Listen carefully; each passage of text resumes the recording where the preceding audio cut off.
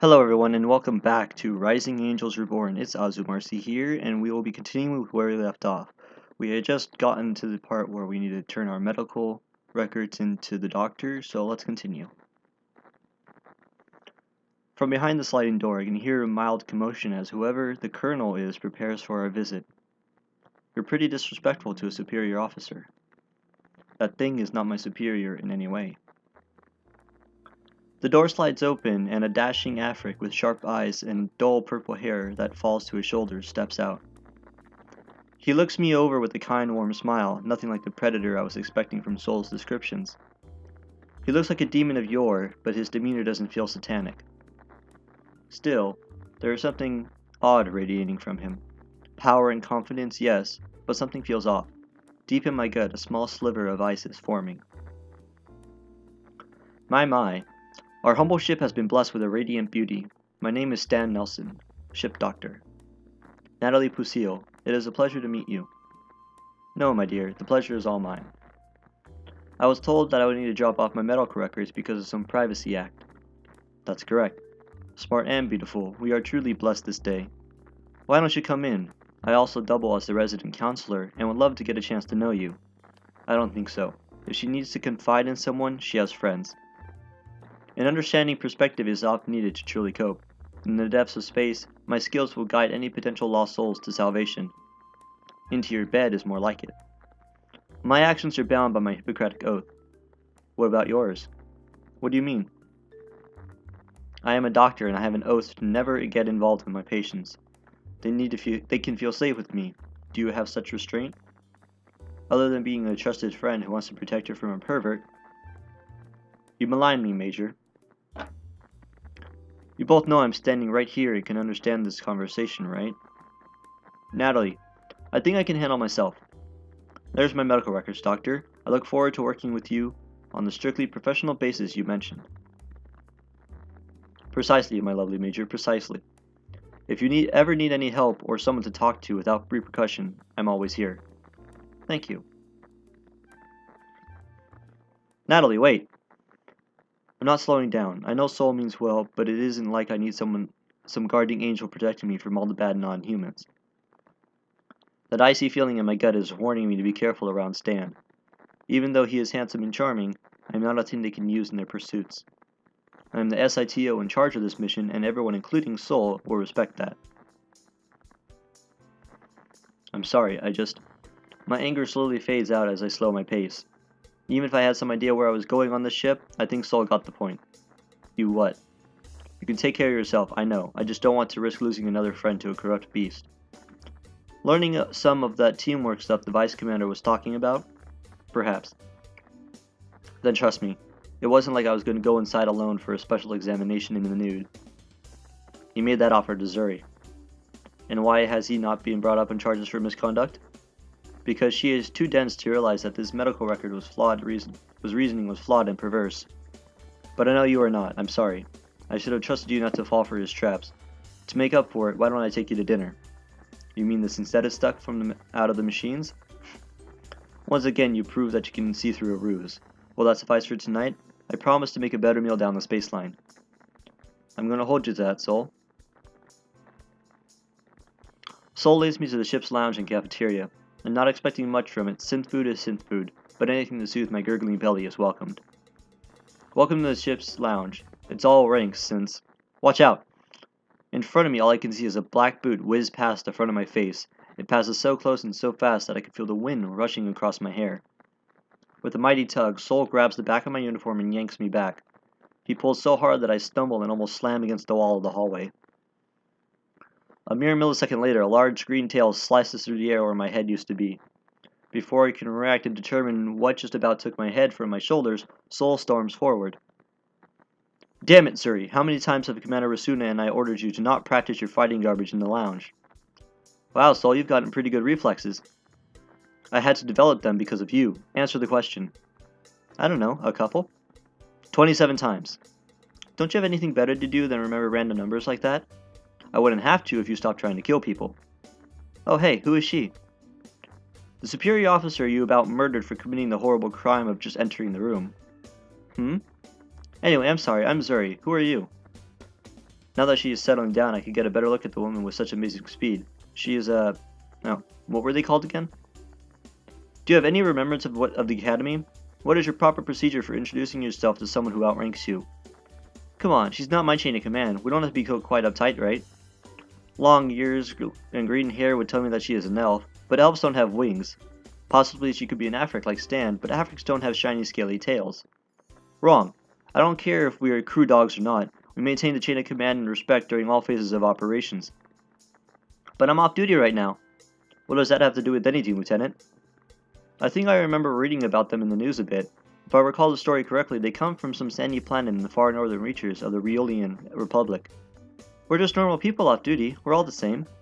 Regulations don't go away just because we aren't on duty. Besides, Lieutenant, when we are on launch from port, we are technically always on duty.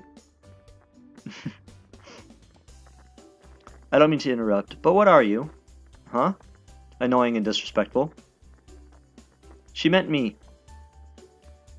I'm sorry, that came out wrong. I've never met anyone of your species before, and I can't remember what you are called. Oh, they're called Dreamons. They originate from the planet Onathon. Onathon, that's northern Riol, right? Ratlin, our dear lieutenant and her ilk are loyalists to the Empire. She's right. My home is located just north of the capital world, and I even once got to visit the city of Emerald Winds there. An exasperated sigh from Sol tells me that I didn't conceal my interest very well. Still, you don't meet too many people who have heard the melodies of the Emerald Winds. How did you gain entry? Only the lute players themselves are ever permitted into the entry into lands. My clan elder nominated me as a lute player one year. Every year the clan sends someone there to resonate with the Emerald Crystal and perform the Ballad of the Distant Dreams. You've performed the Ballad of the Distant Dreams? Great. We're not getting rid of her now, are we?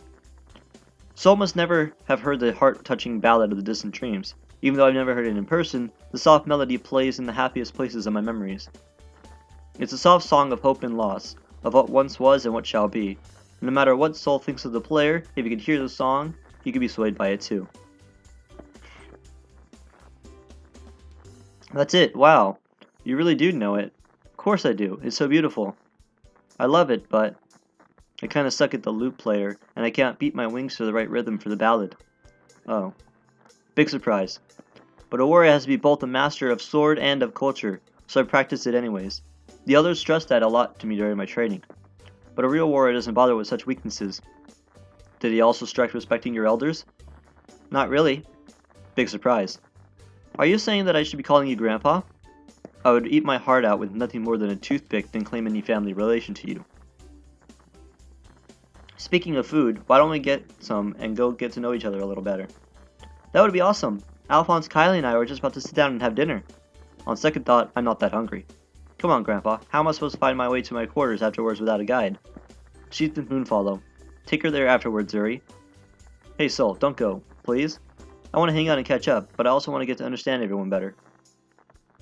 I solemnly swear that I won't accidentally knock you again, Major Hackett. Fine. Try to keep it reined in, all of you. I don't want to have to clean up the lounge again because someone managed to prove they can stick spaghetti to the ceiling. I still think you did something to your noodles. It's a cooking technique, Lizard Brain. When the noodle gets close to being ready and the starch gets sticky, you are able to test it by seeing if it will stick to the wall. And if it doesn't, it isn't ready? Precisely. That makes sense. Why couldn't you have just said that instead of insulting me, Sol? It's Major Hackett, and I was stating the obvious facts. You are a lizard, and you have a brain, do you not? I'm not some desert lizard. I'm going to report you to the commander again. By the time you all stop fighting, the food is going to get cold again. The goop is even nastier when it gets cold. If I say I forgive you, could we just drop it? Sorry? You nearly knocked out Natalie and insulted me, but I'll let it slide this one time. Let's just hurry up and eat. You are a gentleman and a scholar. Come, there's plenty to go around. Inside the small room is an ovoid table with a few gray and black chairs surrounding it. Actual chairs with the proper covering, mind you, not the ripped flight or ejector seats that I had to scrounge up. To the side I can see the synthesizer for making the usual mush, as well as a few other devices, an oven, a refrigeration machine, and some limited space for food preparation. I'm glad someone added those machines, because the force is so diverse and every species has their own tastes and nutritional requirements. The synthesizer needs to be able to adapt to everyone. Which means it produces some rather bland and unoriginal food, if you can still call it that. Still, when I haven't had anything to eat all day, I'll take whatever I can get. Zuri motions to the seat next to her with a mirthful pat on the back. I take it, either to discover the inner workings of someone who has seen such a marvelous place. Spaghetti and Alfredo sauce? Were you expecting me to visit? Expecting? No. I was just hoping your favorite food would convince you to stay. Well, it seems at least one thing is going right. Alphonse has a jovial smile on his face, and Kylie seems to be losing the edge she once had when Sol showed up. No. I know Sol is wrong about this. If the rest of the crew are as interesting as these people, I think this may be an acceptable post. The standard issue blue plate sits in front of me for an airy second before I pounce. Though there may be no wild creatures that may try to steal it from me anymore, habits don't die easily. Natalie, can I ask you a personal question? It's major. Forget it. I'm tired of arguing with you all. Thanks. If she is thanking Sol for finally giving up, or me, I dare not ask. Why did you join the Force? The age-old question of all deep space adventurers. Well, I was hoping for something like if I had a romantic interest with Sol, or something. That one is embarrassing. Why don't you tell her yours, Zuri? It might make her a little more at ease. Oh, quid pro quo. Quid pro quo. I joined right out of mandatory schooling. When counseling time came to discuss job options, he didn't get a single word out before I told him I wanted to join the Force. Why is that? Because if I don't defend my home, who will? My homeland has given me so much to be thankful for, this is the least I could do to repay them. I had so many offers to join professional racquetball, but I turned them all down. I even had an offer to join Arnoldthon's Olympic track team. I still don't believe that one. You may not look like it, but I'm the fastest runners you'll ever see. Good, I always like my security offers being able to run away really fast. Or to those who need my protection. Alphonse could not have been more wrong. Zuri's reason is so honorable and prideful that it makes mine look so ugly. I joined because I always wanted to work on fighters. They were always so fast and so cool when I saw them zipping through the air at the Duster Station. Why didn't you try to become a fighter pilot instead? Sol was one. Well, I was better at fixing than I was at flying. What she's saying is she couldn't see over the dashboard. They don't make seats for my height, so I was rejected. I'm sorry to hear it. I'm not.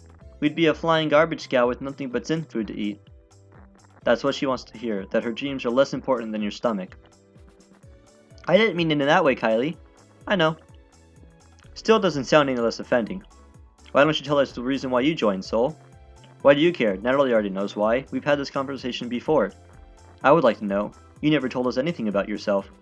Because you don't need to know. I'd like to know more about our executive officer. If you don't tell them, I will. Fine, force my hand. I joined because of a program that allows veterans to get special treatment in trade deals. I plan on becoming a transporter. That was nothing like the romantic story he told me. Whoa, romance? That's interesting. I don't see you being one of those old fat pilots hauling cargo. It's such a funny picture. Well, there you have it, Nat. What's your reason? Time to admit the truth. If I don't, I could start sowing seeds of distrust in their minds. I was bored. Boredom? Really? Bored?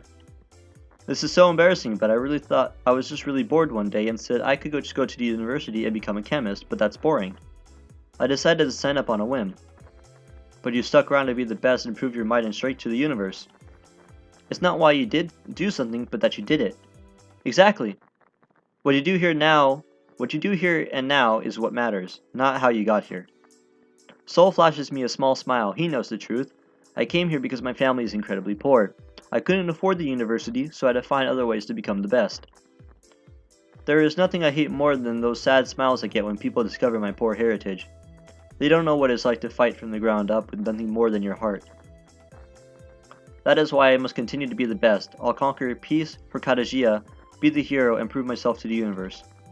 I eat my food quickly and ask Sol to take me back to my room. When I get tired, I get philosophical. My first day is not a place to let myself become that way. This is your room. If you need anything, you have my frequency. Don't be afraid to call me or for anything. Thanks for showing me around, Sol. It's nice having a friend on the ship again. Good night. Good night, Sol. So this is where I'm going to be spending the next few months. I doubt I will be visiting this room much when there is much work to be done. It is just a tad cramped, but I think I can make a good life here. The crew seems friendly. I doubt my mission is mundane, and I don't have to worry about waking up to giant rats gnawing on my computers. I glance over at my roommate's bed, but she seems to be fast asleep. The commander said she was Captain Moonfollow. I'll have to introduce myself to her in the morning. It is hard to maneuver around in the darkness, so I relent on unpacking and head to bed. Tomorrow, I will start my job as the hero. This is going to be perfect. What's that? Is another bird stuck in the ventilation again? No. As I look around me, I remember that I've been freed from that hellhole. Somebody is banging on my door with a ludicrous amount of force. That doesn't seem like it would be Sol. He said that he was going to meet me here in 20 minutes. He's always punctual, but... Coming! I quickly throw on a fresh uniform and go to the door. As the door slides open, an angry-looking Kitsune with bright pink hair tied into twin drills storms in without so much as a greeting. Where's breakfast? What? You heard me, Faye. I'm not Faye. My mistake. You're not my minion. No, I am not. Still, you seem like you can make a decent meal. You're my new minion. This is making less and less sense as the moment ticks on. I glance at her shoulder and notice that thin stripe of a lieutenant. Suddenly, I am starting to understand Sol's annoyance. Excuse me, Lieutenant, but I'm hungry. Chop chop. I'm a major. You know your ranks, right? Behind me, I can hear the rustling of sheets and the loud plop of someone falling out of bed.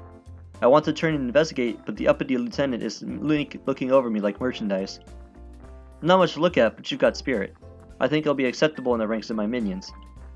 Lieutenant, barging into superior officer's room. Do you know who I am? No. I am Kika Star, daughter of President of Earth, Julian Star, and the hero of Zeon. So, Earth is now overrun by Kitsunes. I want to move here. We're on the Nimros. I know that. And I do not care who your father is. Decorum is critical for all crew members. Then who is going to get me breakfast? I have no idea, but I know who is going to get my breakfast this morning. What? You can't seriously order me around to get you breakfast? I am. Chop chop. That's an unlawful order. Breakfast or paperwork, those are your two options. On second thought, I don't think I want you as a minion. So you choose paperwork. I might have just arrived on the ship, but I am rested enough to do some writing. Morning, Kika. I brought breakfast. Finally, someone reasonable. I thought you said you were going to meet me at the lounge. I kinda slept in again. Captain Moonfollow, I presume? Uh-huh. Her glassy blue eyes and constant yawning tells me the story of a girl who isn't quite all there in the morning. It's nice to meet you. I'm Natalie Pusile, your new roommate. I hope I didn't wake you when I moved in. You moved in? Sorry I didn't help.